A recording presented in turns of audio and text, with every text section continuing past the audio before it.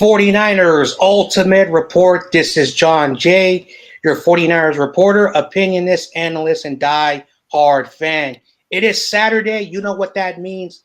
The 49ers are 1 day away before game day, and we're going to be playing the Los Angeles Chargers, another LA team. I know everyone has been saying, let's go sweep those LA teams. Let's go sweep those LA teams. But before we jump into the episode, thanks for tuning in, everybody. We have a great show today. We have an ultimate show. First time in 49ers Ultimate Report history. We got 3 guests on at the same time.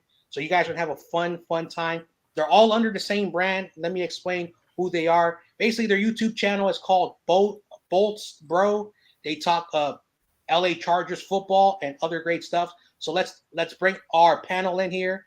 What's up, guys? Thanks for tuning in to the show. What's up, man? Hello. Hey, Pleasure. what's good? Yeah. Bolt Bros, here we go. Let's go. And thanks for hopping on, guys. Right here, first time in Ultimate Report history, I have 3 representatives of a team. The most I've ever had was 2, but this is the first time. So you guys are making history. Nice. On this channel. Love it. Right. We're pleasure to be on your channel, man, and be the one podcast that got 3 extra guests. So we got a 3 versus 1 going on here right now.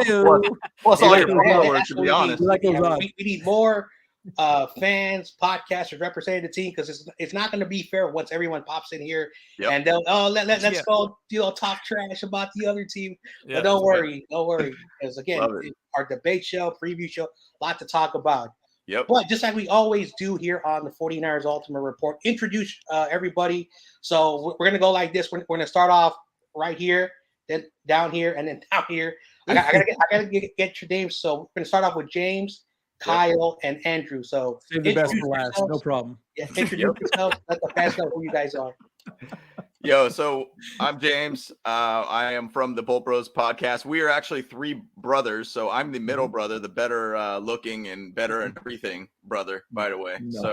No. So so basically we do this podcast.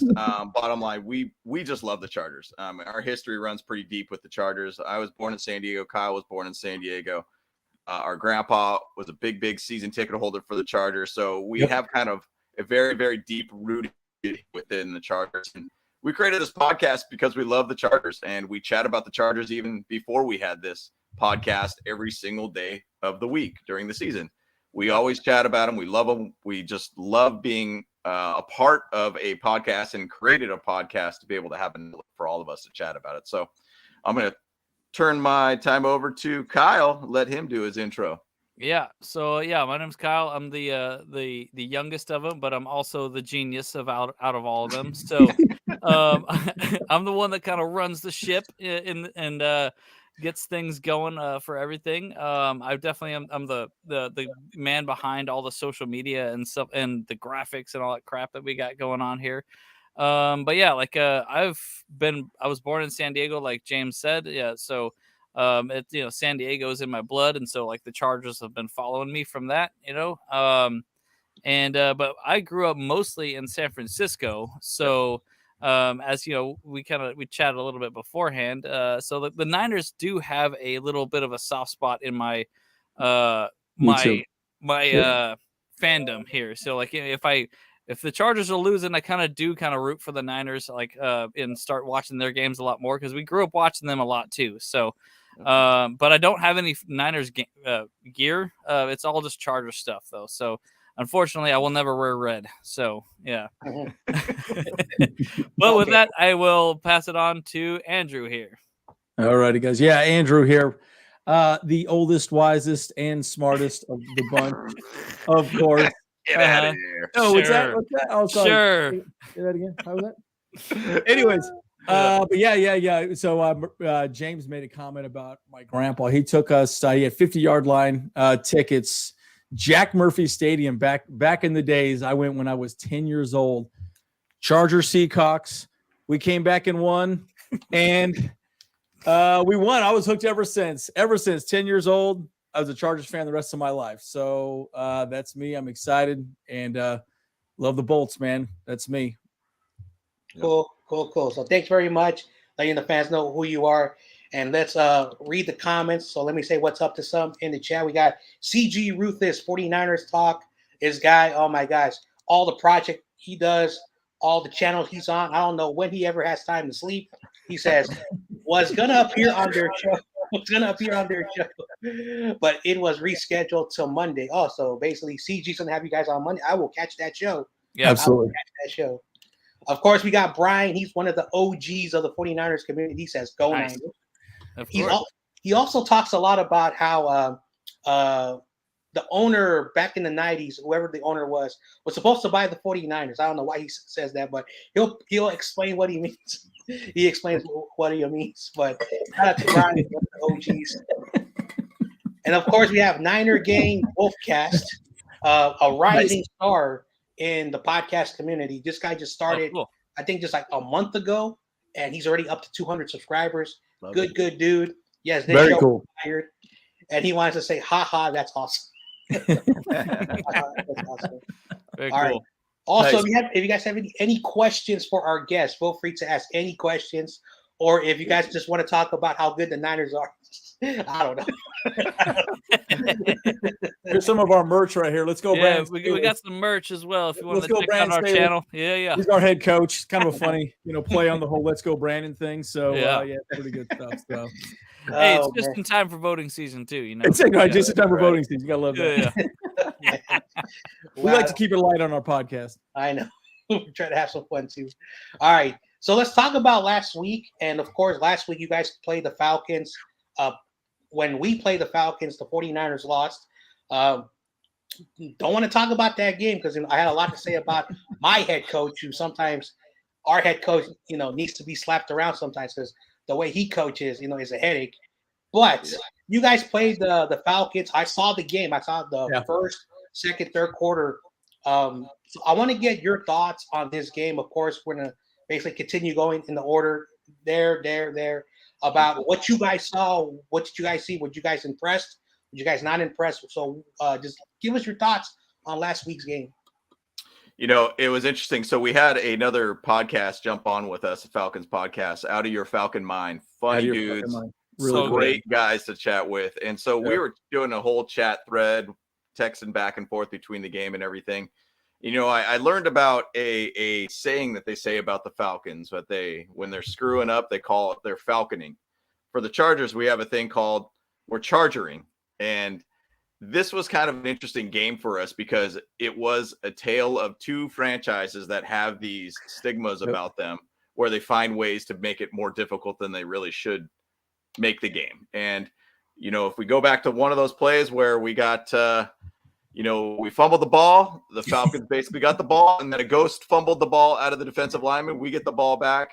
Herbert throws like a 25-yard pass to be able to put us right back into position to be able to win the game and knock a field goal to be able to end the game for us. And so that game was a perfect showing of what these two franchises are. Bottom line, they find ways to be able to make things a little bit more difficult than they should be. But with our season so far, we found a way to be able to get this win because in the last 5 games we're 4-1. So we've had a lot of tough type wins, but we find a lot of ways to be able to kind of make it harder than it really should be. So that's kind of what I'll look at that game. And I'm going to base it on that. Falcons are falconing, Chargers are chargering, but we found a way to win that game. So I'll push it over to Kyle. So that game was a little it was a lot closer than we thought it was going to be for sure.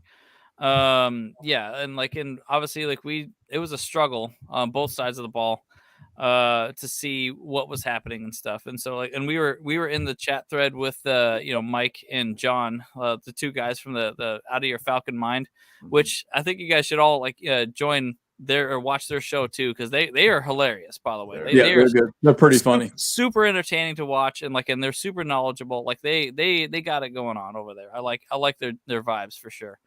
Bottom line is it was an ugly win, but it was a win, and that's kind of what we've kind of started to really realize with this team with Brandon Staley as our coach is that the goal is just to win the game. It doesn't need to be pretty. And it doesn't need to be by, over 2 touchdowns or whatever, a decisive win, but a win is a win is a win. That's in we came out on top. Yep. Yeah, I'll add last thoughts on that. I will say this. I feel like the game is going to be very similar to when we played the Falcons, right? Because it's pretty much the same offense you guys run at the Niners as the Falcons, right? You run first.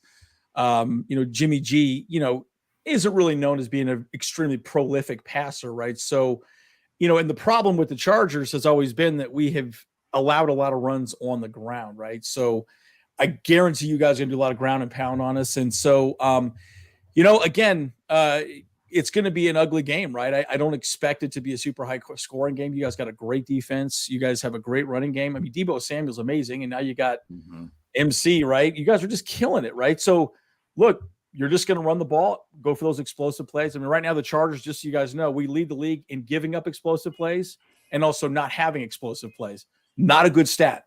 But at the end of the day, we just haven't put it together. I don't think we've had a complete game this entire season. We talk about this all the time. Like we consistently don't play great on offense or defense, but we're playing enough to be 5-3, which is a good thing, especially with all the injuries we have. So I'm expecting another ugly win or an ugly game. I'm going to pick the Chargers to win, of course, but we'll see what happens, right? You got to be optimistic. Yep. All right. So Niner Gang Wolfcast Road. Charger fans confidence level question. So anybody want to answer this question? Like, what are the confidence levels for Chargers fans? That's kind of a tough one because I really feel specifically for this game, based upon some of our videos that we've done. I mean, some people are basically saying, hey, some people say 51-0, we're going to win, blowout. But I think he's kind of jokingly saying that. Yeah, of course. Yeah. But for me, and I'll speak more on my confidence level, like we talked about this game in the preseason, and I felt, hey, I think we had a good chance if Trey Lance was going to play this game.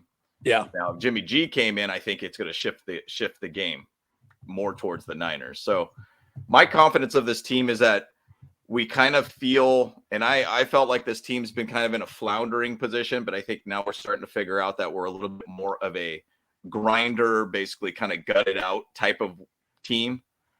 So it really kind of depends on how we start this game and how we could find a way to be able to rebound, because we've been having a lot of issues of starting the game fast. We've been starting the games out very slow in a deficit, and then we have to find a way to build our way back. And I don't think that we could do that against the Niners by any means. So confidence level, to me, it's a very 50-50 in my opinion. For me, going into this game, hey, my hopes is that we win. But I did actually choose this. If Jimmy G was going to start, we're going to lose this game. And you guys have added, McCaffrey. And Deebo Samuel's one of my favorite wide receivers out there. You got Kittle. You guys got a ton of new guys back from, what it sounds like for injuries, for defense and such too. Sad to hear about Jason Verrett because, he was an ex-Charger. Ex-Charger. Yeah. Yep. And, man, he's an absolute stud and super talented guy. But once again, man, that's another injury for his probably 8 years in the league, I think now. Unbelievable. It's unbelievable. It's and I think that's the second time he's blown out his Achilles, by the way, too. Yep. So it's tough. It's tough to see. But sorry, I went a little bit on a tangent there, but I don't know if anybody else want to add a little bit about the confidence of the Chargers fans. Yeah, I'll add a little bit to it. I think we're confident to some degree, right? But we're winning these like gutty little games, right? And one of the questions down here from Niners Gang Wolfcast, unknown strengths and weaknesses of the Chargers. One thing I will say specifically, our strength is Justin Herbert, right? If he goes off the game, no matter what the score is, there will be a chance for us to come back and win, right? I mean, he's a fantastic talent, right, across the board. I mean, that guy is never out of a game. But the weakness is that all of our wide receivers, for the most part, are injured at this point. So he doesn't have the ball. He doesn't have people to throw the ball to. I mean, Keenan Allen's out. Mike Williams is out. Those are number one, number two. Palmer, look, you lock him down, it's going to be tight. Then you got Handy Bandy, and you got Austin Eckler out of the backfield, and then Gerald Everett, our tight end, right? So again, strength, weakness, definitely our offense. That's Herbert for the most part, but man, it's tough because we don't have those explosive type plays downfield that we're used to. Yep. So Jalen Guyton's another guy. He's out for the entire season. He was kind of our deep threat. He was the guy that had the 65-yard bomb last season. He's out for the season with was it an ACL or MCL injury, something of that nature. Yep. So, yeah, pretty interesting. Mhm. Mm-hmm. Hey, Yeah, and so I would say I would kind of like because I just ran a Madden simulation with some people and just kind of watched that with them and chatted a little bit about the game. A lot of people actually do think that of these next couple games, that one could be an upset game for the Chargers, where we actually do come out on top somehow miraculously. And one of the reasons why is because a lot of people are thinking that maybe some of these players might come out a little soft because like they just got off their injuries and like maybe they might not be fully up to par just yet, and maybe need to get back into the rhythm a little bit. So the confidence that I would have for this game actually is it's going to be a close game no matter what, because that's kind of exactly how the Chargers are going to have played all season. Whereas games that we think that we should blow them out, we absolutely lose in dramatic fashion, like the Jaguars and Seahawks. Yeah. And so like in the games that we actually do prepare well and we think that we're going to win and we think that they're going to be better, it's really tight, close game. So, and just so you know, the Madden simulation went to like 27-24 Niners.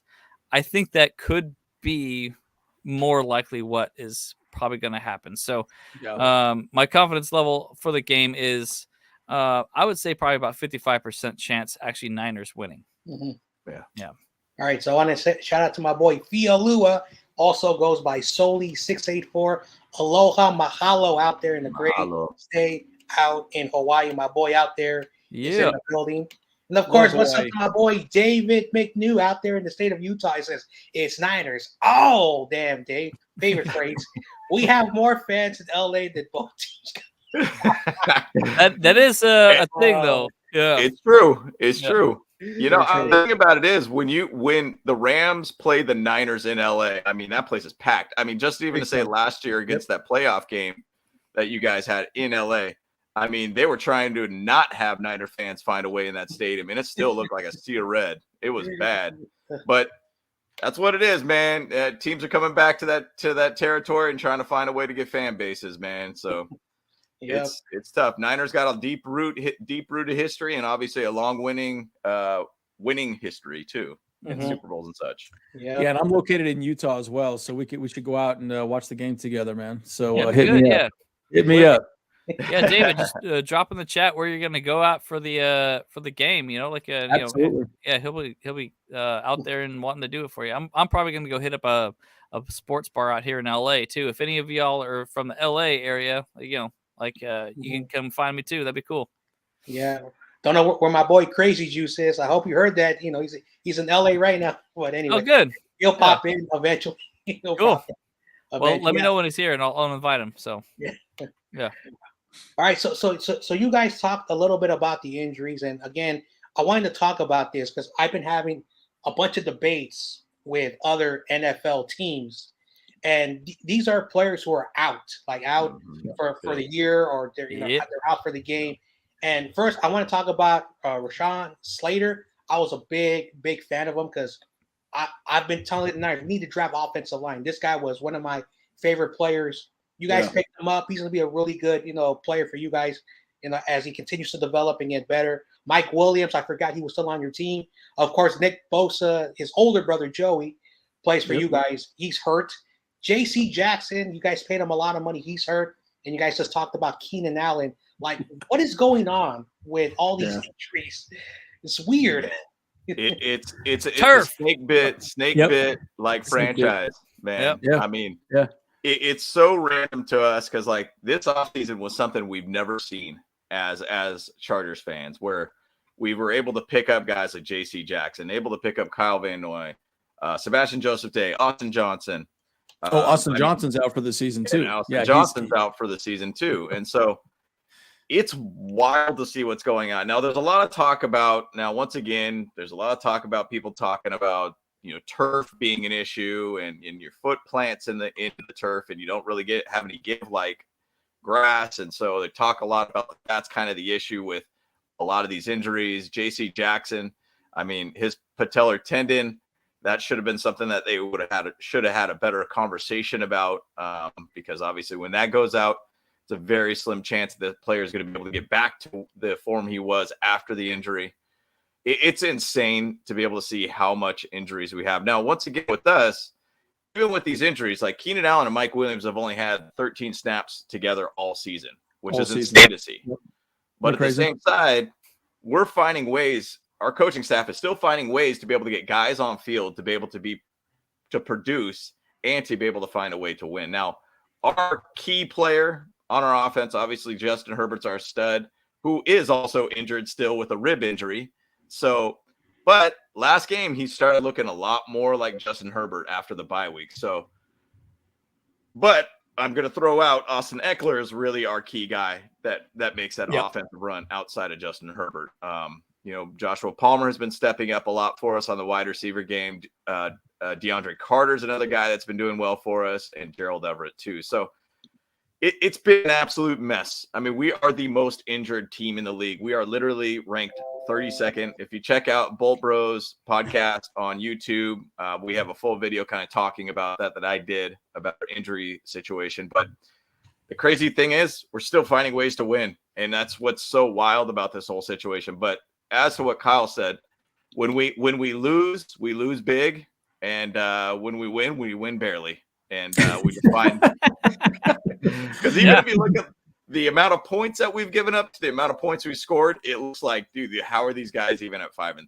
But it's just we lose big and then we just find a way to win. So it's wild.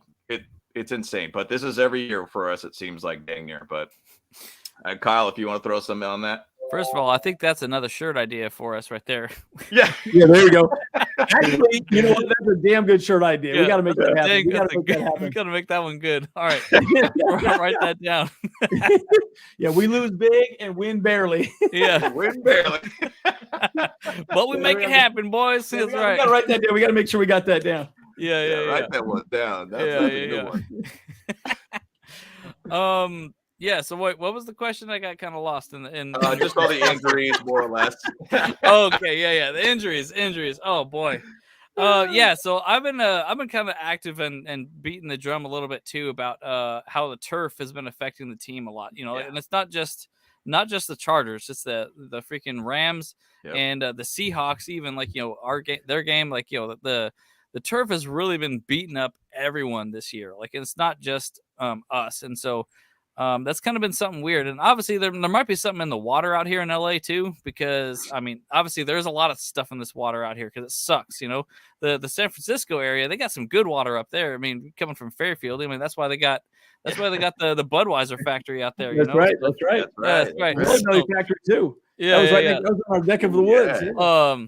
But I mean, there's a lot to be said about that too. It's like sometimes I actually kind of think that injuries could be a type of rebellion from the players where they're like, I don't want to play with this team, so I'm just going to try and get myself hurt, and so I'm just riding the couch the rest of the year. But I highly doubt that. It's just me just kind of spitballing, throwing it out there, So, but I mean, it's just been like a history of the team. I think James and I talked about it at one time that apparently when we were under Colt McCoy as our coach, we had 22 players total on IR at that point.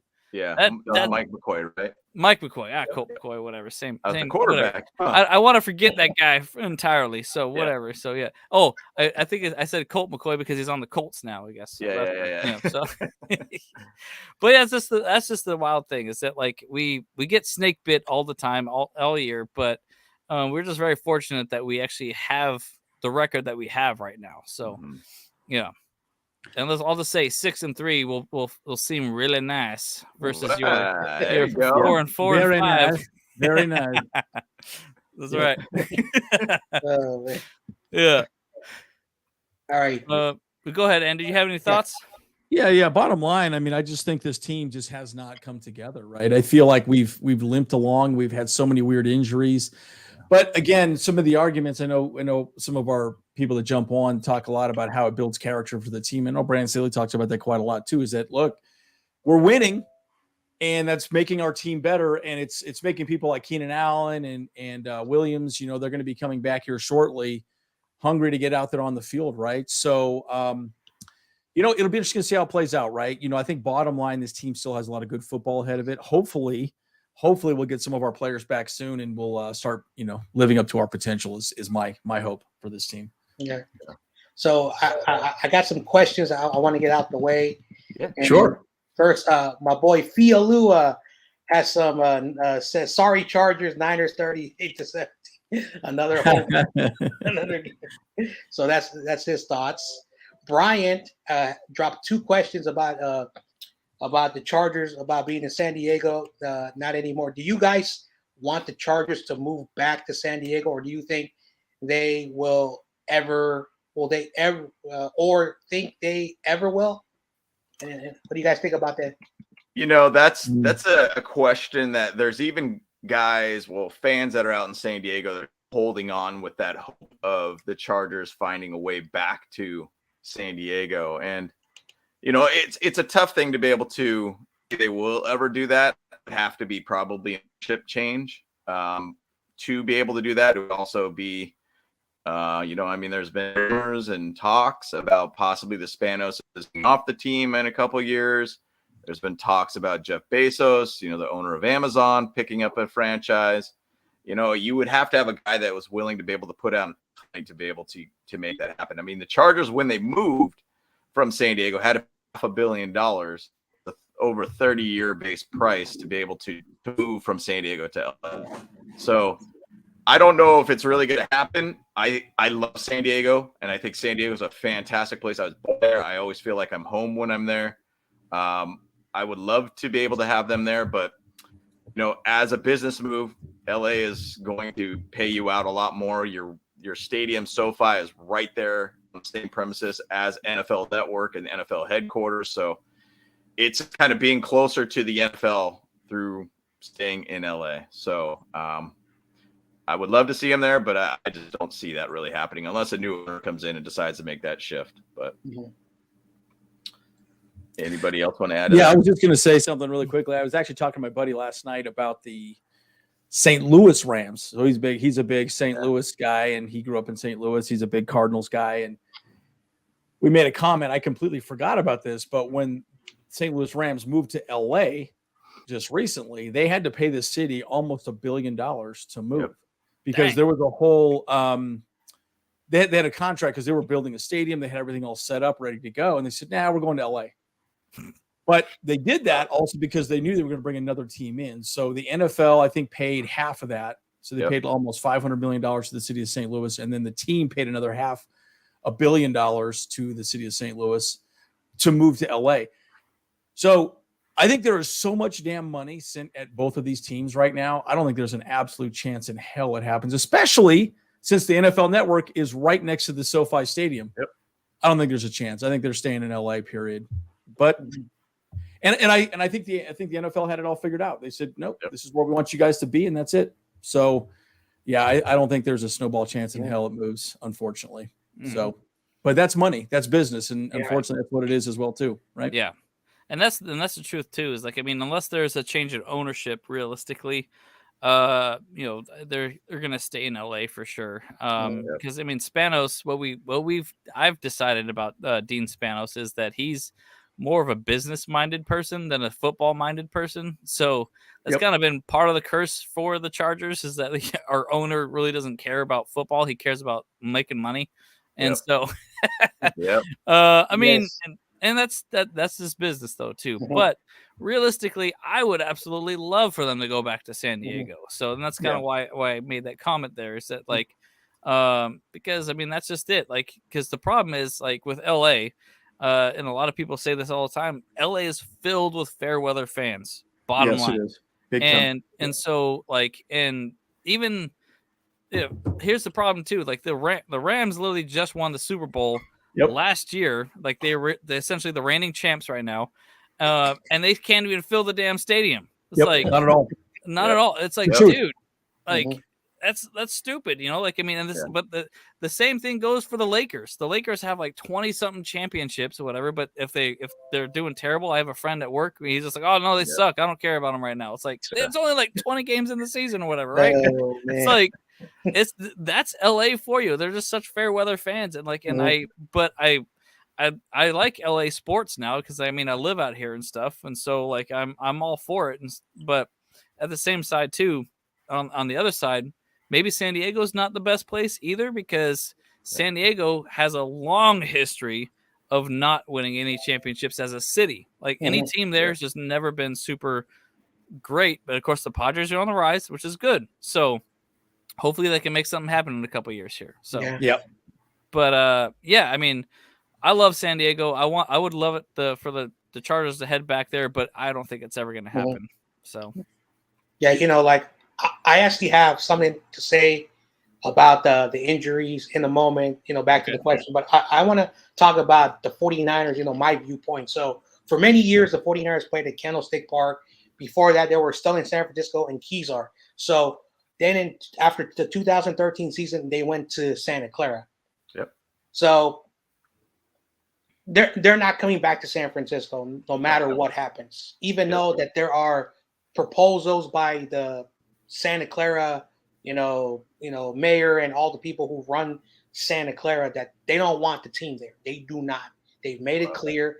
We don't know what's going to happen, but I think eventually they'll just have to just stick with the team there. Because again, moving back to San Francisco is not an option because financially it doesn't work for the team, and financially it doesn't work for the city.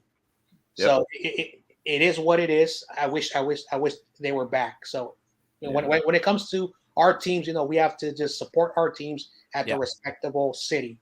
Yeah. Back to the injuries. You guys have a bunch of injuries, and I'm going to talk about my players because again, the 49ers are actually getting a bunch of players back. But I wanted to say something that a former 49er, Bay Area legend, Mike Schumann, I had him on over a year ago. We talked, and he talked about something that I never knew until he told me that at one point Candlestick had turf. And when Bill Walsh took over the team, he said, remove that damn turf. This is back, I think, in 1978 when he took over the team. Yep. And for whatever the reason, Bill Walsh always played his players in preseason, always played his players. He never rested them, And then in the recent about decade, coaches are like, let's not play our players. Let's not play. We're worried that they're going to get hurt in training camp. And Mike Schumann said, today's players, when they enter week one, they have not had no preseason, those bumps. They have no preseason bumps. So week one, a lot of players go down because they need 4 weeks for their bodies. That's why we said 4 preseason games for the body to get where it was. And this is what he says. He said, once players start playing in preseason, these injuries are going to slowly stop. Injuries are going to happen. Just like you said, injuries are going to happen, but you're not going to see a lot of these players out for 6, 10, even the entire year. Yeah. So when it comes to the 49ers, look at these players who are returning. Elijah Mitchell did not play in the preseason, out for 8 weeks. He's finally back. Deebo Samuel did not play last week. He always deals with injuries, but for whatever reason, he sucks it up and he plays. Jawan Jennings, our number 3 wide receiver, did not play last 2 weeks ago. Kyle Juszczyk broke his finger. Now he's returning from a broken finger. Aziz, one of our linebackers. Everyone talks about Fred Warner. Aziz is our second best linebacker. That's how good he's back. And then Dre Greenlaw. So we have our linebacking crew together.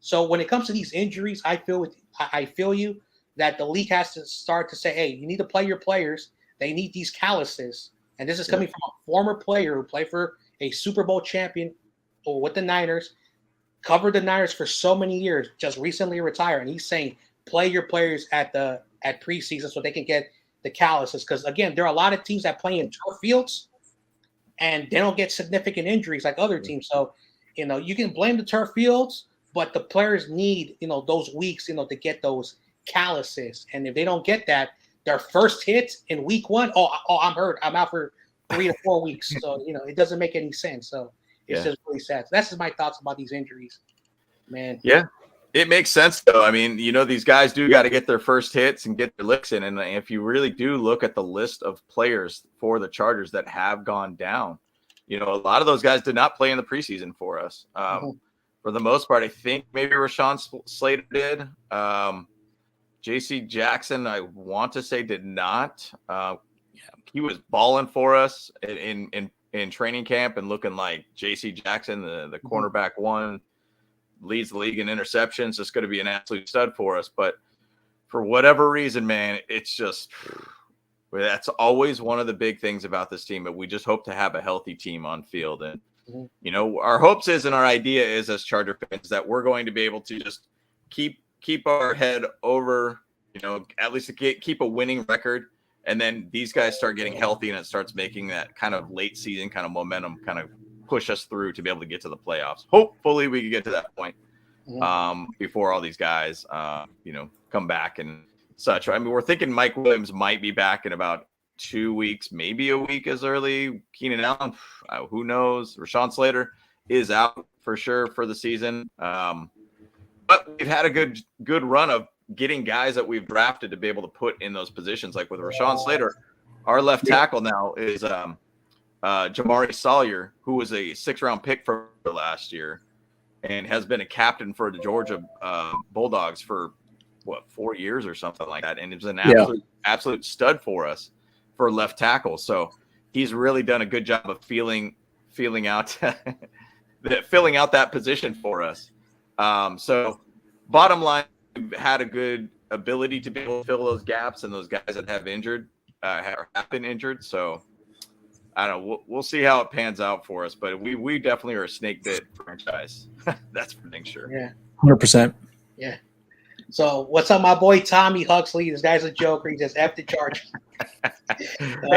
We expect that being on a Niners channel. We expect that. If you want a Chargers channel, you're gonna get the same thing. Yep. All right. So I've been holding this question for a little bit. Niner game Wolfcast. Does Herbert seem anxious to push the ball down the field and want to force passes? ? Do you think he will throw any interceptions? Who would like to answer this comment? I could take a real quick shot at this real fast. Look, I think his rib injury, after that happened, it changed a lot for him. I think he became very cautious, right? So I think again, I don't know if you saw the game against the Chiefs where he hurt his ribs. He couldn't even throw the ball, and then he threw that one bomb. You know that he's not 100%, and he's still probably not 100%. Having said that, I think he also knows he has to throw the ball down the field. The problem is, though, he doesn't have a Mike Williams who gets those amazing balls, those 50-50 balls that, back shoulder fades, all the above. I mean, he makes them all happen. But, the people that he's throwing the ball to aren't Mike Williams or Keenan Allen, right? Where he really feels more confident. So I think he's being a little more cautious. And one thing I will say is Austin Eckler leads the league in check down passes, right? I think it's almost 60 or 70 check down passes this year now. So, and it's largely because a lot of his wide receivers aren't there. Allen, Williams, Guyton, 3 guys are gone, right? And now we're on our 4th wide receiver, Palmer, who's our number 1 now. So I think it's a mixture of people that he's not comfortable with or have had as many reps with. Also, his injury is a problem as well, too. So I'll leave it at that. I don't know what you guys' thoughts on there. Yeah, if you kind of look at the Falcon game, and that was the game after the bye week, you start seeing a little bit more of a healthier Justin Herbert. Sure, and for sure. He did get some longer passes, 20-plus yard type passes, because previously we were averaging, I can't even remember what it was. It was 8 yards a catch or something like that, which is one of the lowest in the leagues on average per catch. It's been bad for us, and they've been playing a lot of check down type base, curl routes or hook routes or, out routes to the flats or anything like that is pretty much what we have been doing up to the Falcons game. But the Falcon game seemed to be a little different. He seemed to be a little bit more comfortable. He seemed to be a little bit more healthier. He was throwing a lot more sidearm type kind of passes, which is maybe that's kind of not aggravating the rib injury or whatnot, but he started becoming the Justin Herbert that we once knew, where he is able to throw the ball downfield. So that Falcons game definitely showed that I think he really is getting healthier all around. So, so we'll see. We'll see if we can do it again this time. We'll see if it'll happen against the Niners. Niners have a great defense, and they're very, very highly ranked in the league. I think they're actually total defensive number 1 in the league, I believe. Yeah. So you guys are a solid defense. So it's going to be a big, big challenge for us. Yeah. Tommy, Tommy Huxley says Phillip Rivers had Hall of Fame numbers. You guys agree with Tommy Huxley? Oh yeah.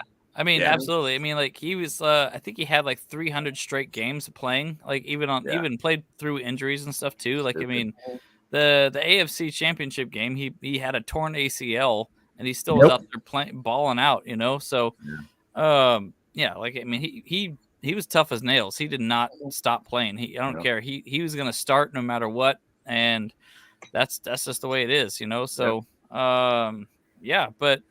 And I would say, like, you know, just to kind of wrap up the thoughts too, when it comes to Justin Herbert. Yeah, of course he wants to throw the ball downfield, but the problem is that Joe Lombardi makes all these play calls where, like, they just have the wide receivers run out 10 yards, and then they just kind of go left and right. And what are you guys doing? Like there's no one open in those plays, and so it's just a quick little thick passes like that. So it's a frustrating thing on an offensive standpoint because.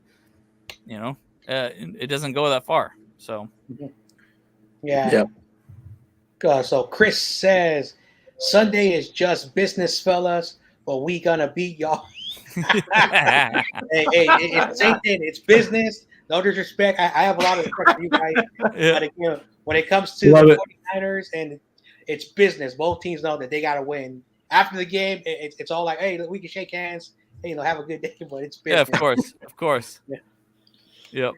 All right. CG Ruthless. Hey. Thomas says LaDainian Tomlinson was exciting to watch. Agreed. Yeah. James and I met him a couple times. Yeah.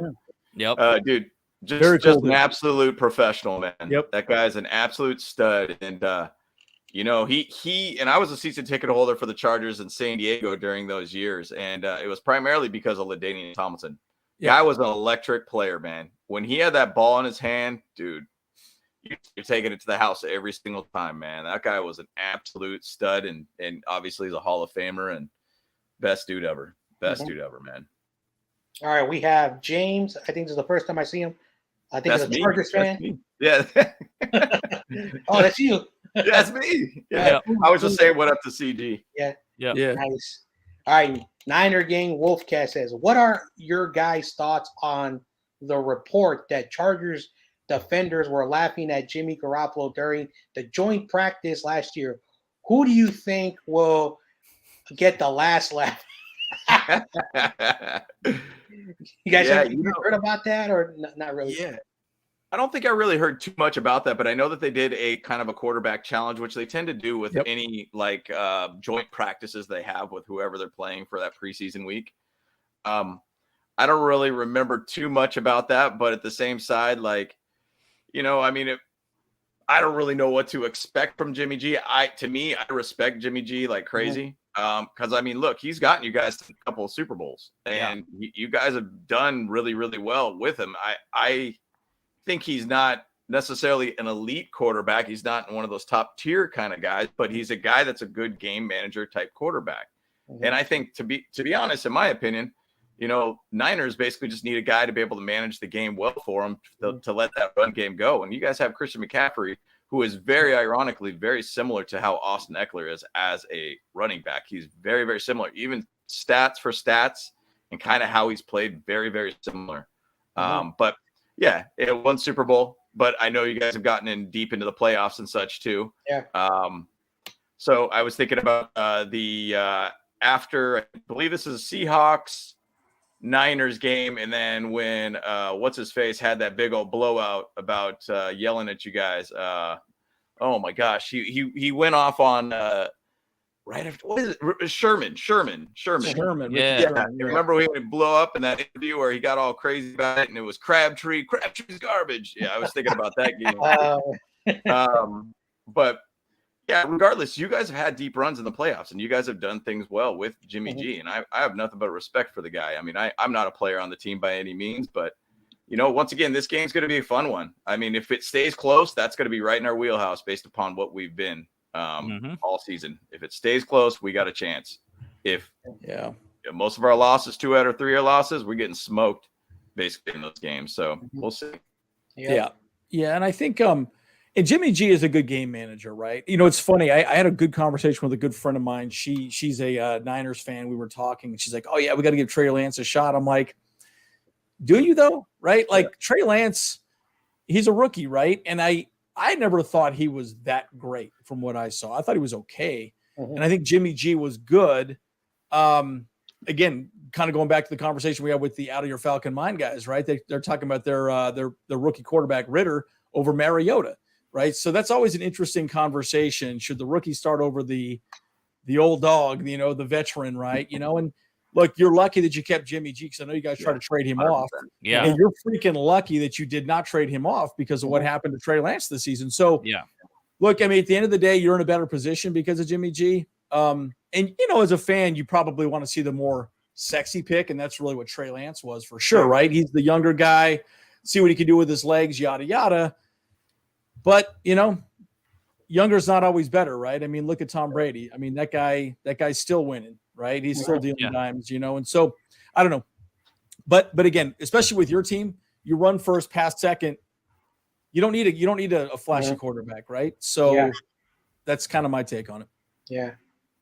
Yeah. For me, so let me explain what the pulse is when it comes to Jimmy Garoppolo. So for me, I've always stayed and always said this. I know a lot of 49er fans, and even my boy CG, if you're watching, I like you, man. You've always flip-flopped, and a bunch of other 49ers, they flip-flop. But here's the thing.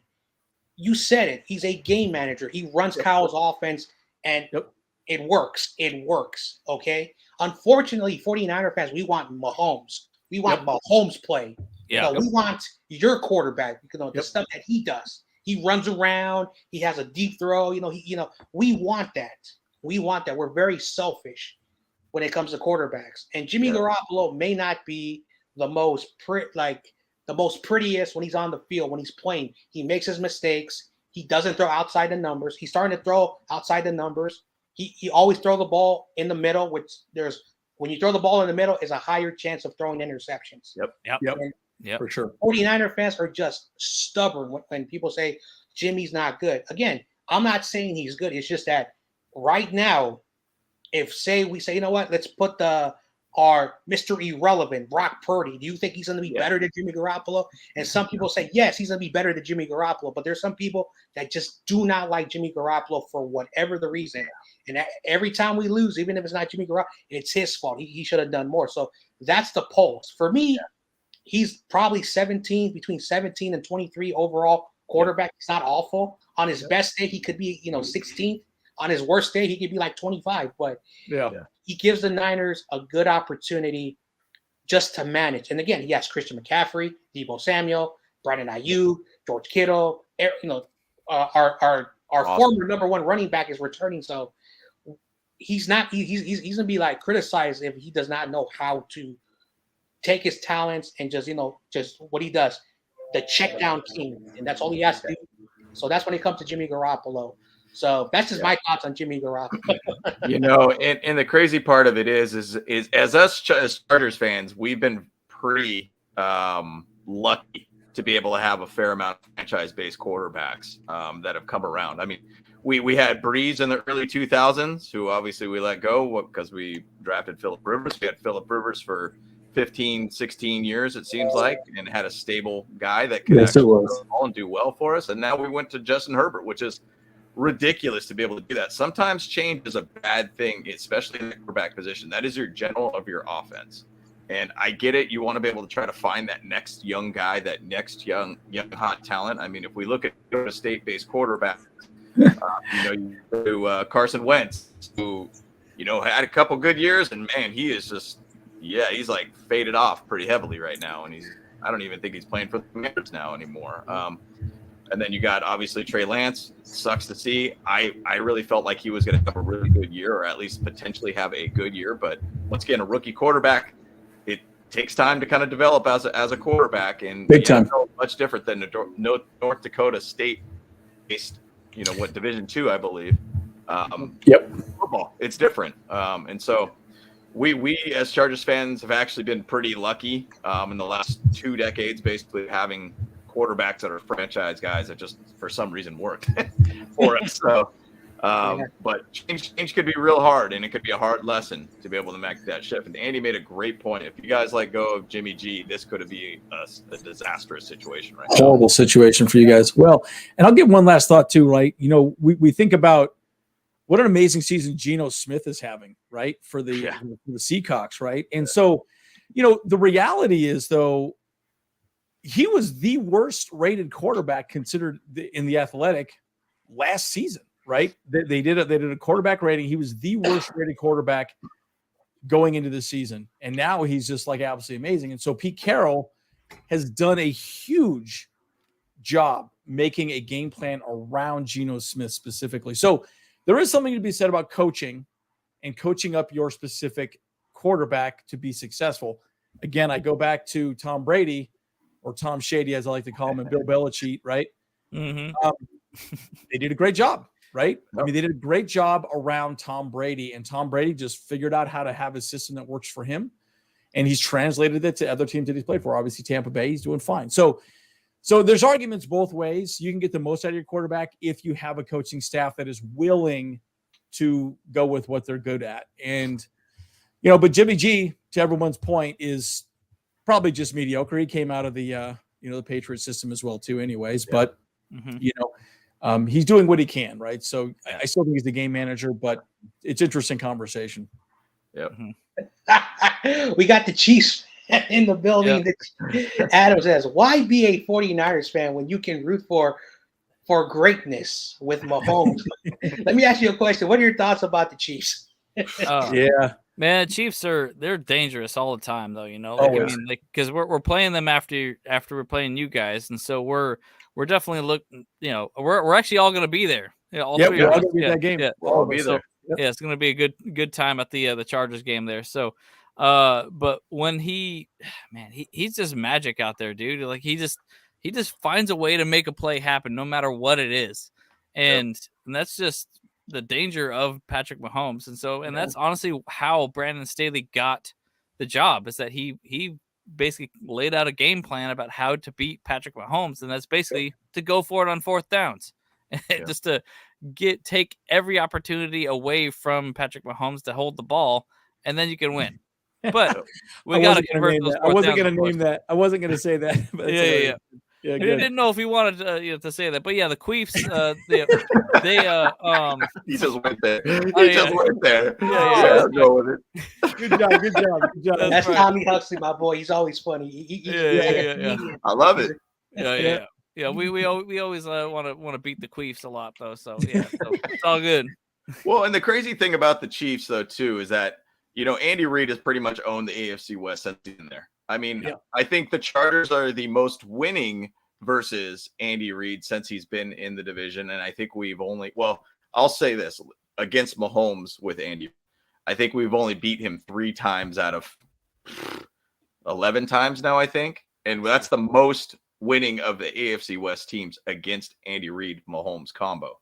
I mean, the guy just makes magic happen. I always say when I watch a Chiefs game, you see the Mahomes magic, and you're just like, dude, of course, we'll see that again. So I don't know. He's just a great quarterback, and it'll be fun to be able to see the battles with him and Herbert for the next 10 plus years. So we're looking forward to it. Yeah, Tommy Huxley. I have to read this comment. I wanted to say it for a while. Sanu was a dog. Such a tragedy. What happened? God rest his soul. And for those who don't know, I've talked about this and probably like in the entire month. I'm a big fan of the Samoans because I grew up. I went to school with a bunch of Samoans. A lot of families, great people. They're really great people. So Sanu, the tragedy. Oh my gosh, I really liked him. He was a stand-up character. Yeah. Unfortunately, what happened is a tragedy. But I was a big fan of Sue. Yeah, big fan. Big fan. All right, stud, man. 55. I used to go to his restaurant too after Chargers games and everything too down in San Diego, man. He was an absolute legend, San Diego legend, and man, it was tragic to see what happened there, man, for sure. Big time. Sure. Yeah. So Travis Martin, I think this is the first time I've seen you on my channel. Welcome to the show. You grew up watching Terry Crews play. He was on the Chargers, and he was. Yeah, that was what was that? Late 90s, early maybe it was around the Super Bowl time. I think that Terry Crews, maybe it was late 80s. I don't know. But yeah, he was on there. He was on there. Yeah. And look at him now. Still has a He football. played from 91 to 97. Yeah. Yep. There you go. All right. So now let's talk about, this topic. It's called By the Numbers.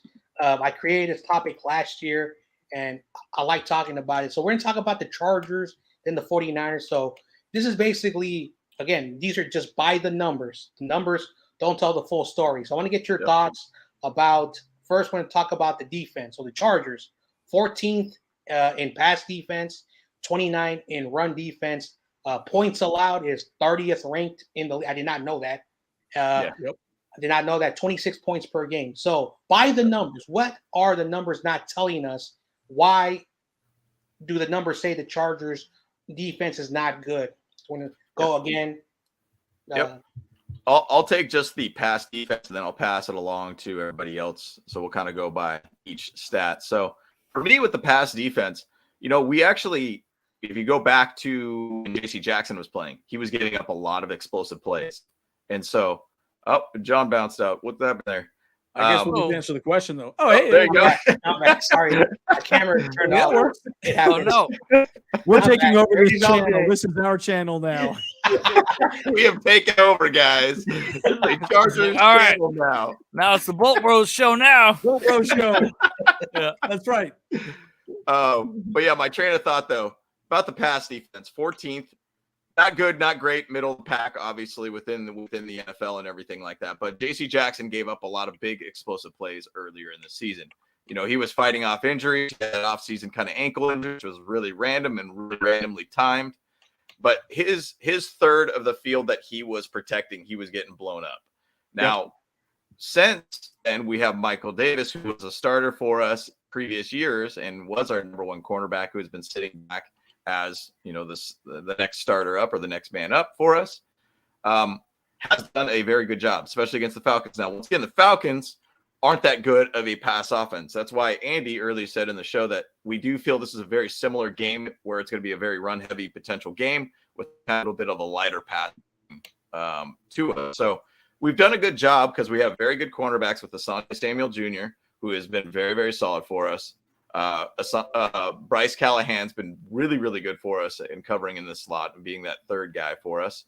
And then Michael Davis has done really well for us in the past seasons to now. It seems like he's got his mind right, because I know he had a little bit of distractions off field that kind of threw off his last year, which was why we went to get J.C. Jackson. So our pass defense, I think, is a little bit more skewed on where it's at. I think it is a little bit better than advertised, in my opinion. Our issue has been explosive plays. So, and it seems like it's getting a little bit better for us on the pass side of the game. So I don't know who wants to take the run defense. I don't know if Kyle or Andy wants to take that one. Well, we're going to do a lot better now to run defense because now we got rid of our speed bump. So, Speed bump. yeah. So, Tillery. there's a guy on our team. His name is Jerry Tillery, and we finally just cut him loose. I know CG Ruthless tweeted that he'd be an interesting player to pick up for the Niners. And I'm like, you might want to second guess that, because there's a reason why no other team actually offered a trade for that player. I'm pretty sure the Chargers shopped him around to get some things, whatever. And like some pundits were saying, oh no, he'll have a lot of interest from a lot of players. So I was like, nah, ain't nobody give a shit about Jerry Tillery, man. He ain't nothing but more than a speed bump. Literally, I think we've seen like a 5'6" running backs lay him out. So he is not, he's not the guy. If maybe he can work better in your guys' system, but that's possible. I don't know. And that's kind of like the way things go with Chargers players. They always go lights out. And I think Kaiser White is one of those players. I mean, he was good for us the last year that we had him, but he's now with the Eagles and he's freaking balling.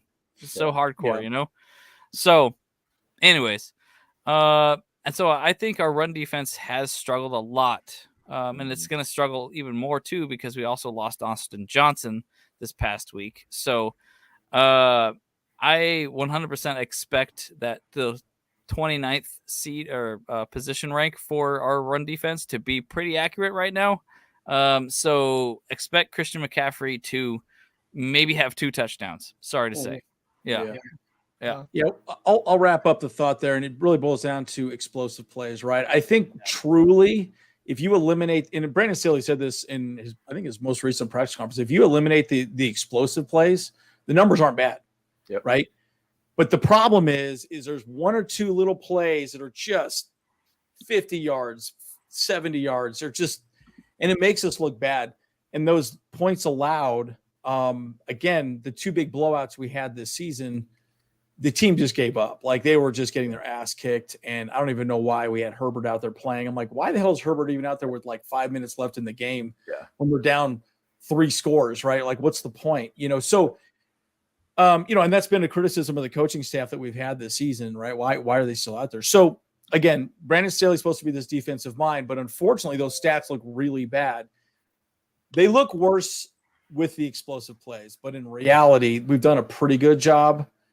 Just not a great job, not an amazing job, right? So they're saying the stats look worse than I think they really are, especially against the Falcons. I think we did fairly well against the Falcons, keeping them, at bay. So I'm hoping we do the same with the Niners. Mhm. So we'll see how that goes. All right. So the Chiefs fan Adam says, Jay, tell these guys what is about to really happen to the Chargers. Wow, the hatred of these 2 teams. I get it. They're division. AFC West, man. AFC West. It's AFC best. Actually, not this season. We thought it would be, but we thought it was going to be AFC best, but the Raiders suck. And then the freaking good. Broncos. Good. Oh my God, dude! And the Broncos, what a disaster. Russ Wilson is a freaking moron, man. I mean, great. Guy sucks. His Danger Witch. Oh, that's the cringiest shit I've ever seen my whole life. Creepy. Oh my God. What a creeper. Yeah, CG has a question. Why is Staley unpredictable? Good question. I think it's actually kind of his strategy. He wants to be unpredictable. The 4th and Staley is what we always talk about, and sometimes we talk about him being a part of the Church of Staley. He's over there just doing his thing and doing the way that he wants to be and the way that he wants to coach. I mean, it's interesting. This year he is different than last year. So I feel like there's a lot less 4th downs that he's gone with, but he's been effective with the 4th downs that he has gone with this year. So I think it's kind of just trying to keep people on their toes too. So all around, I think Brandon Staley is an unpredictable guy, and last year was a totally different team than this year. And I think he feels more stable with what the guys that he has now versus last year. But hey, you got to keep your opposition on their toes, bottom line. So I think that's Staley. Church of Staley, baby. Woo! Church of Staley.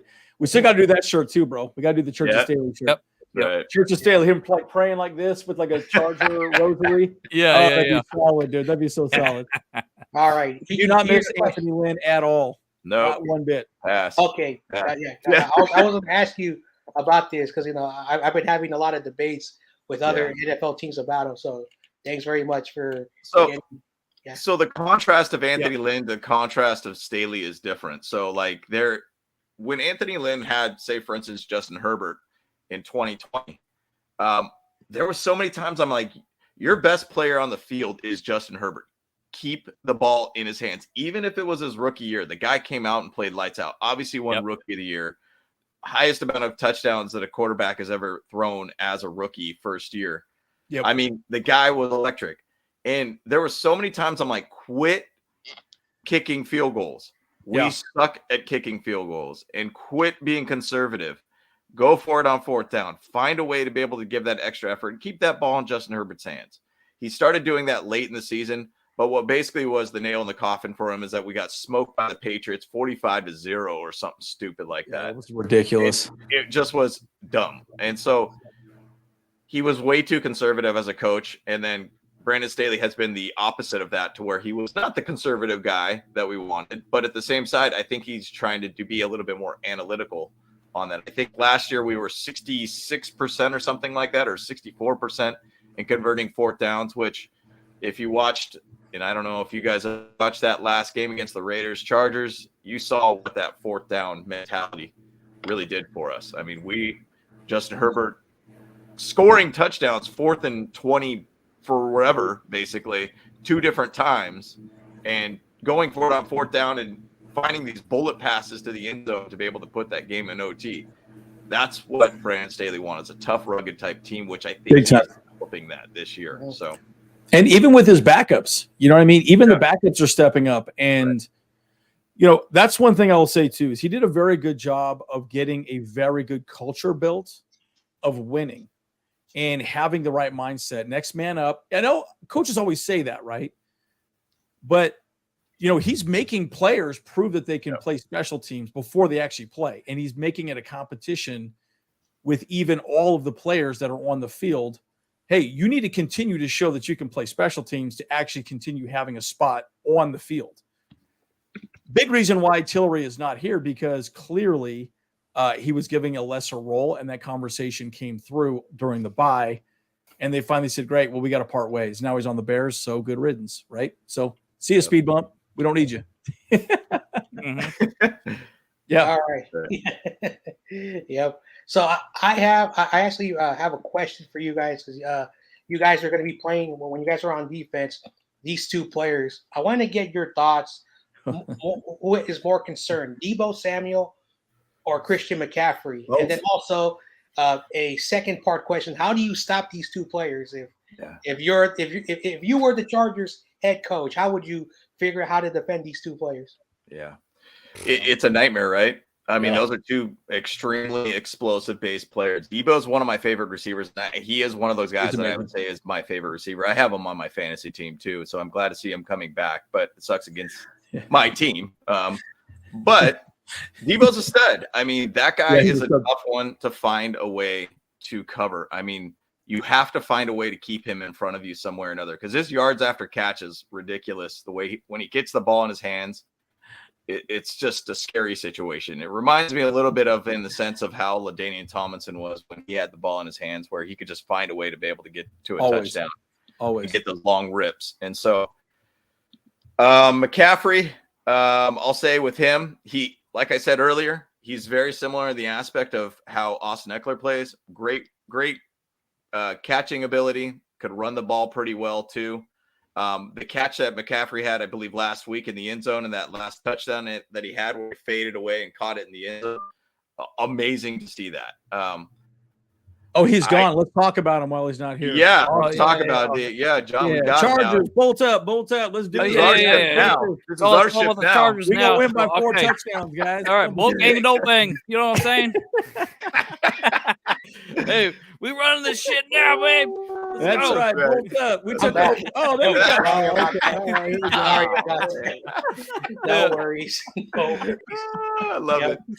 But you know, my concern really to me is McCaffrey, and I'll just leave it at that. I don't know how we'll defend him. Who wants to be able to take the rest of that? We'll defend him. Maybe Andy, you want to be able to jump on that. I think McCaffrey is the big issue for us.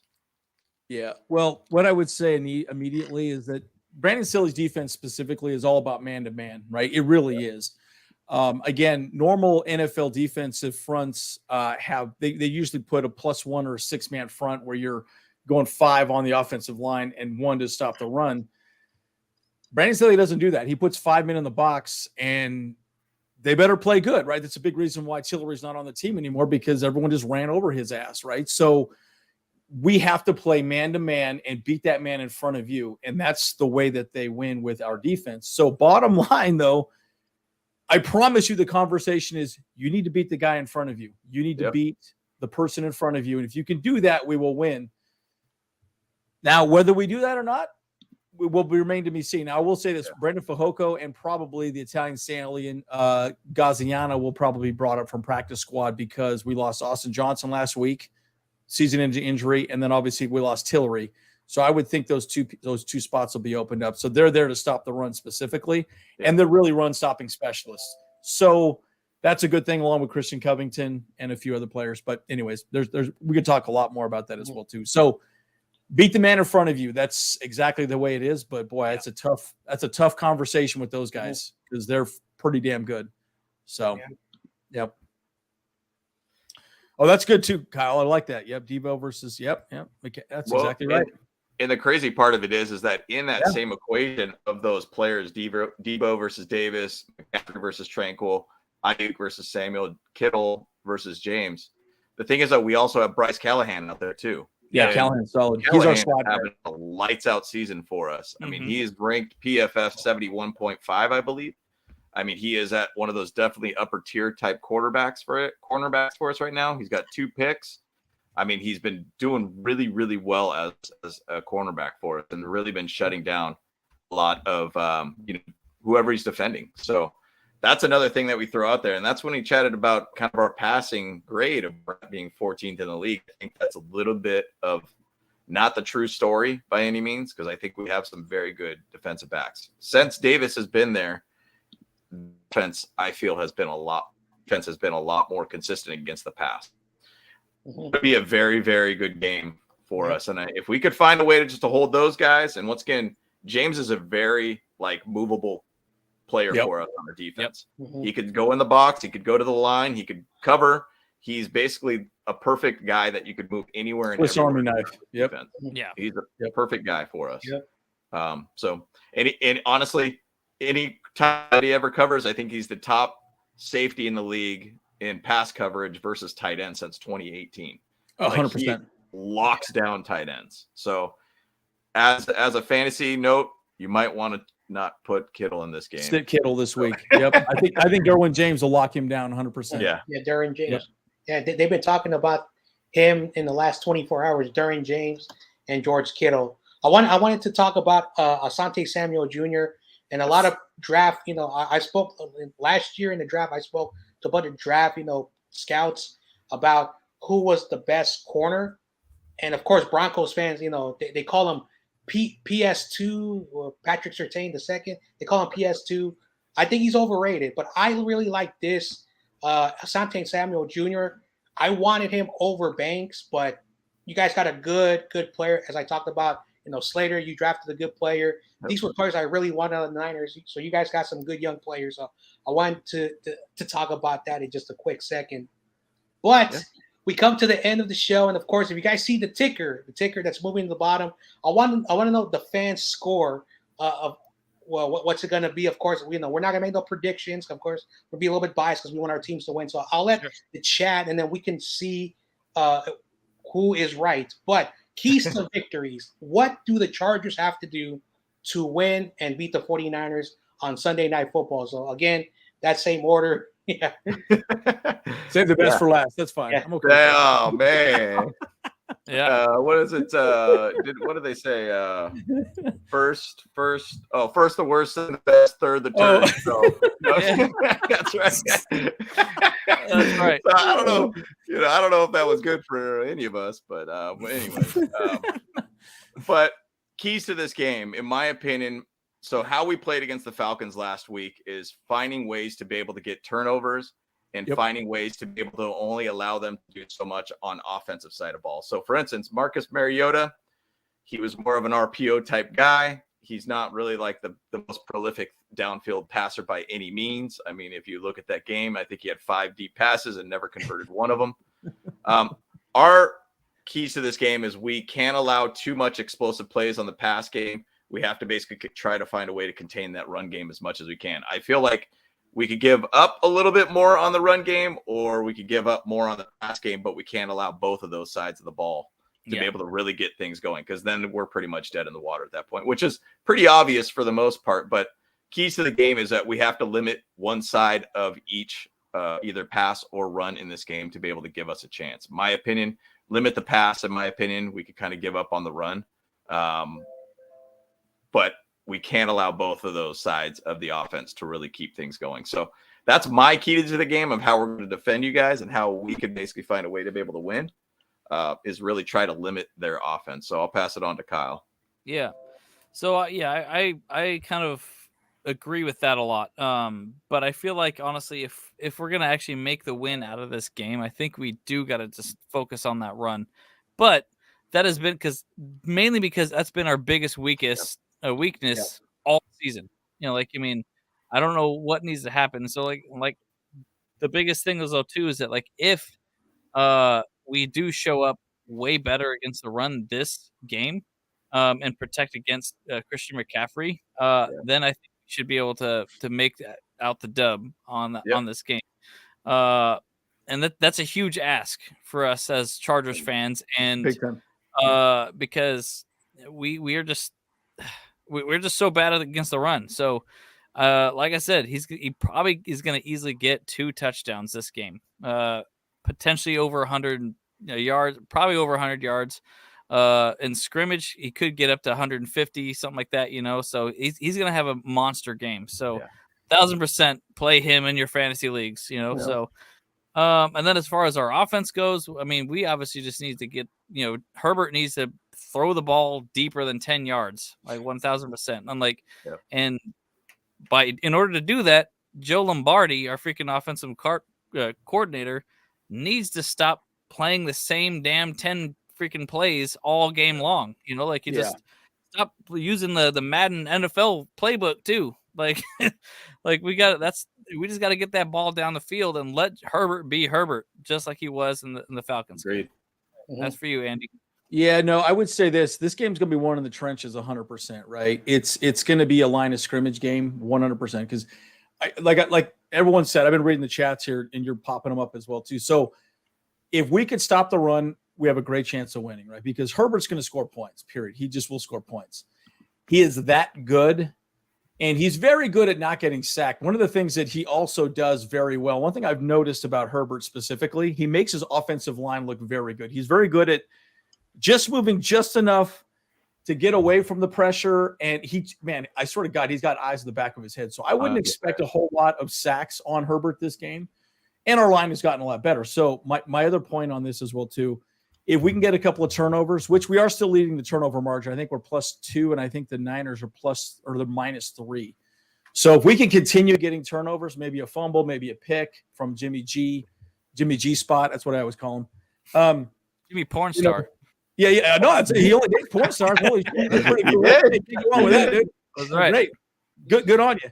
But all right, man. Oh man. Wrap it up though, but it'd be good on you. Anyways, but my point is, though, at the end of the day, I mean, look, it's going to be one in the trenches, right? And, we talked about Tillery, where I think having Tillery out is a good thing. He's not going to be a liability on that side of the ball anymore for us because, again, Brandon Staley's defense relies on a man beating a man. And Tillery never beat his man ever. He was just there. And so I think you put someone like Gaziano, Fehoko in that spot. We can't stop the run then because they ran over his ass all the time, right? Everyone knew run it to the left side. Tillery's there, run that way. So, my point is, I think, we got Khalil Mack, he's a stud, very good at stopping the run. So anyways, I think we'll score our points. I don't know that it'll be a super high scoring game because the Niners defense is very good, but it'll be an interesting one. I'm excited to see it. This will be a very good test. These next 2 games for the Chargers are going to be huge tests for the Chargers. Niners and Chiefs are going to be pretty exciting to watch. Yeah. So that's right. Prime time, both games. Let's Ooh, go. Yeah. Back Sunday night, boys. That's I know right. it's going to be sick. Can't wait. Jesus is a Charger fan. Yeah. You know that, right? Church of Staley. Let's go. Church is Oh man. Now, my boy Brian says the only way the Chargers are going to win if Robbie Gould and Mitch Wisnowski play awful. So that means that we're going to win the game according to Brian's logic. And again, Brian, he's a special teams guy. He loves the special teams, but I don't think our special teams would be the important factor. But I wanted just to give Brian a little bit of his props. He's the biggest special teams guy. Yeah. Nice. Special teams is important, man. You got to do well on that. Yeah, It really is, honestly. Special teams, but yeah. Yep. Also, I wanted to bring this from CG. Chargers should bully Brendel. I'm going to say this because I've already talked about Brendel a million times. He's not good. Let's just keep it with that. Yeah. I'm tired of talking about Brendel. CG always wants to talk about Brendel. Stop talking about Brendel. Anyway. That's so funny. Here's my keys to victory for the 49ers to win the game. Very simple. Give the ball to Debo and McCaffrey, and we will do well on offense. On defense, you guys are lucky because Samson Ebukam, I'm not sure how well he's going to play after the return because he's been dealing with some ankle issues. So we may see Drake Jackson Drake Jackson, the young kid. Our interior, defensive line. Oh my gosh, I don't even want to talk about it. Kinlaw. Oh man, I don't know if he watches my show. He's a bust. He can never stay healthy, man. Yep. Can never stay healthy. What is wrong? Never mind. And then Eric Armstead continues to get these mysterious injuries. First, he has flat feet, plantar fasciitis. Then, I think he hurt his ankle. I'm not sure what is going on. So he's not going to be playing. But at least we have Nick Bosa. So hopefully Nick Bosa has a good game. I'm sorry. I know you guys said that your quarterback's not going to get sacked. Nick freaking Bosa. You guys have his older brother on your team. The Bosas are superhuman. So you can never forget about the Bosas. On our defense, we got our linebackers, Greenlaw, Aziz, and of course, we call him All-Pro Fred. Our linebackers are going to be helping to stopping the run. Fred Warner, oh my gosh, this guy, when he's on points, there's the reason why he's called All-Pro Fred. And of course, you guys remember Charvarius Ward, he's getting to he's basically telling the defensive coaches, hey, I'll play the Chargers. They're not good. I'm joking. He loves to be very vocal about the Chiefs and the Raiders and the Broncos in your team. So he's very vocal about those teams for whatever reason. So I think he's gonna have a really good game. So basically, on offense, run the football, establish the run, and on defense, our linebackers will always be an important factor on the run game. Those guys are really, really good. So that's the way I see the 49ers if they're going to get the victory. Of course, Jimmy Garoppolo, if he throws no turnovers, we should win. Because, again, when he throws an interception, you guys get an extra possession. That's not good for the 49ers. That's not good. Just to throw one little stat, too, out there about the Chargers. So the Chargers are +2, I believe, in turnovers this season. And then the Niners are -3 in turnovers this year. So that's the whole idea about the GG situation there, too. Fumbles. And for us, we're very opportunistic of recent to be able to find ways to be able to get, strips. For instance, last Khalil Mack just stripped that ball right out of Drake London's hand and ran off with it pretty much at that point.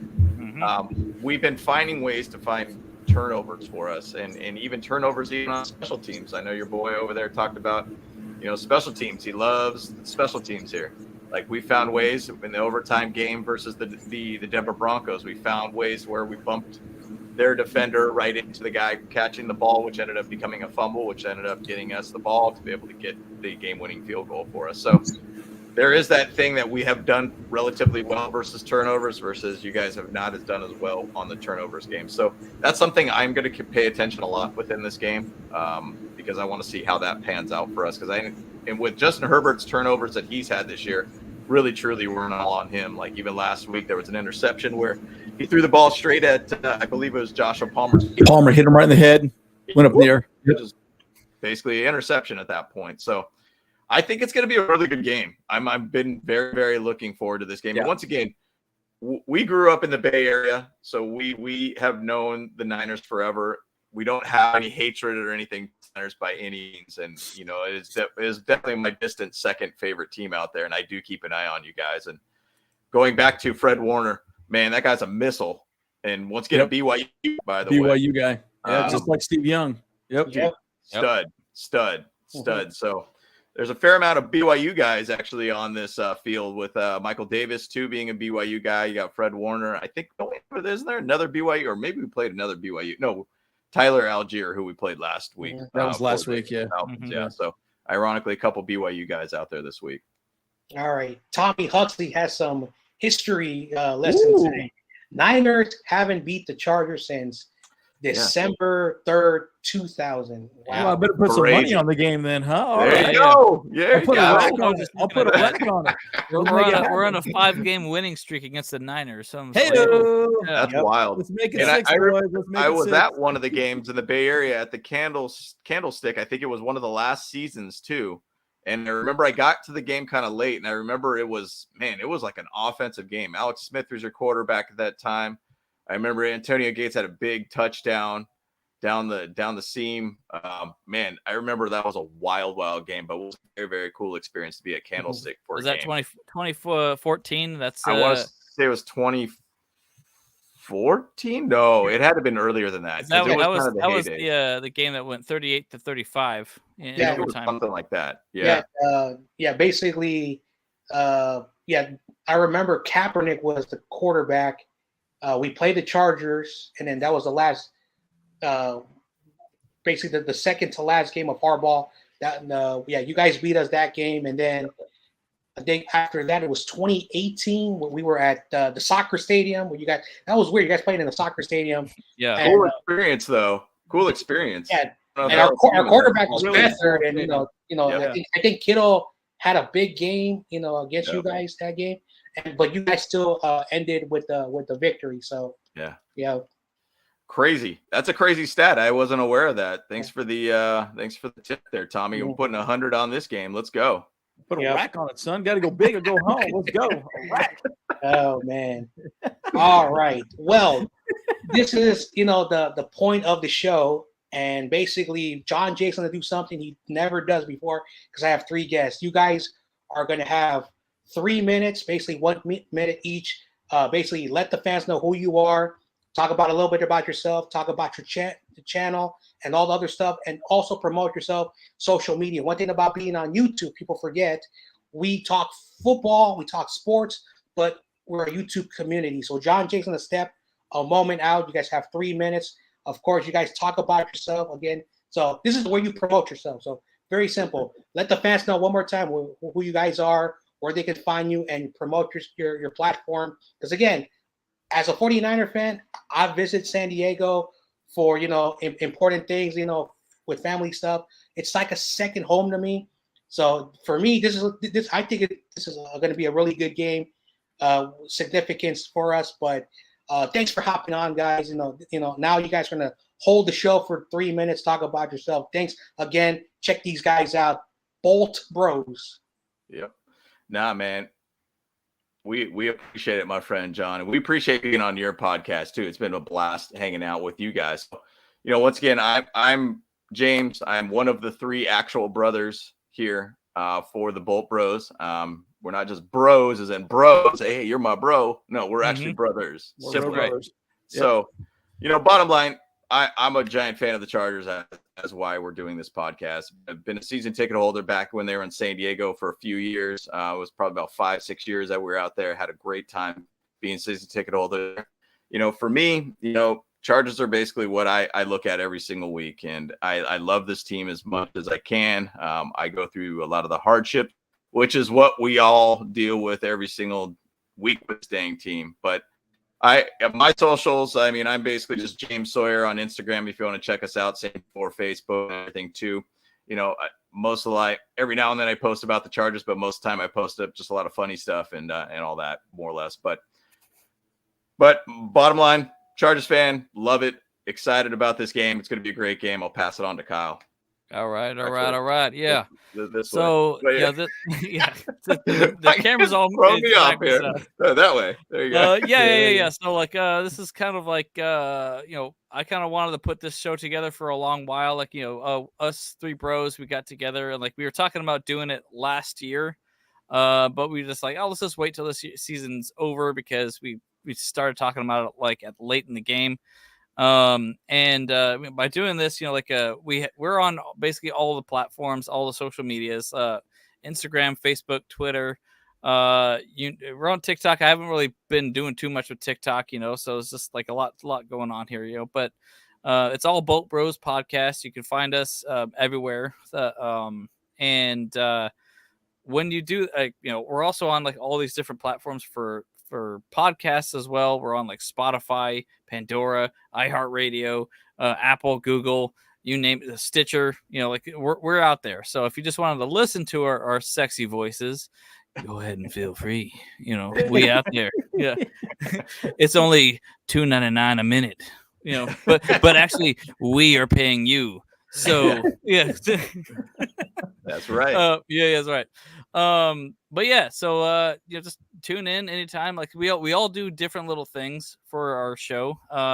I like to do kind of a Madden simulations, kind of video game things, and just do discussions with the Chargers. And we always bring on other guests on our show. And we were going to talk to CG Ruthless today, but unfortunately, Andrew and James were unavailable at the time that that we were planned to do it. So we had to call an audible, and so we're going to be on his show on Monday, I'm pretty sure, and we'll figure out the time for that. Looking forward to it. So Very exciting. yeah, That'd be fun. yeah. And then James and Andrew, they both kind of do stuff during the week, just about daily, and they'll about lunchtime they kind of chat about some news for the team. And then James also kind of focuses a lot on fantasy football. We kind of are a multi-headed beast where we are a network of our self. We are the Bolt Fam, Bolt Bros. The three-headed dragon. Yeah, right. Is that Hydra? Are we a Hydra at that point? Is that Yeah, Hydra. Yeah. Hail Hydra. 5 heads? Hydra's 5 heads, I think. I don't know. Heads? You cut off one head, 2 more rise. There you go. Yeah. With a three-headed dragon. Bolt That's Bros. No, but again, yeah, check us out on all the medias, right? I think we do post different things on each one of the different medias, right? Twitter's a little bit more just uptime information. Instagram, got more fantasy information. James has a lot of stuff on that. I think YouTube is more of like the long format like this as well too. So, one thing I will say, it's awesome to be doing this with your real brothers too, right? I mean, it's one thing to do it with friends, but it's another thing to do it with your brothers. And the cool thing is we all get along really well with one another. We never see eye to eye 100%, but at the end of the day, we love talking about the Chargers, and it's made me a better fan. That's for sure. I've definitely been more open to being realistic about my team, right? And actually being open to our weaknesses and our strengths, right? So that's a good thing to see. But again, YouTube, Instagram, all the above, that's where you find us. Yep. Thanks very much, guys. Again, check these guys out. Of course, you talked about it. This guy right here, CG Ruthless Sports. If you thought, you had fun, you're going to have way more fun with this guy down here, CG Ruthless Sports. He's unfiltered, unedited, and it's no holds bars. That's why he goes by Ruthless Aggression, because he's a wrestling fan as well. So, Okay. Very cool. Yeah. Good. Yeah. Anyway, hey guys, good luck tomorrow. Whoever teams win, good luck. Yep. If your team, beats our team, you guys deserve it. If my team wins, I'll be just happy. I'll be happy for another week, and then I got to focus on, I think the Cardinals in Mexico. But good luck on your on Sunday, and thanks for hopping on, man. I know this was a last minute thing. Really appreciate it. But with that said, everybody, I'm John Jay, the 49ers guy. Check out the YouTube channel, Bolt Bros. They're actually real brothers, and they spend time out here in the Bay Area. So that's great to hear. Always great to hear when anyone's from the Bay Area. It's fun out here. Hopefully one day, hopefully one day I'll go to San Diego or LA and watch a game. Chargers, Niners in the future in the SoFi Stadium. But with that said, guys, I'm John Jay. This is the 49ers Ultimate Report. You guys have a good rest of your day. And, of course, no disrespect, go Niners, best team in the Let's go. Let's go.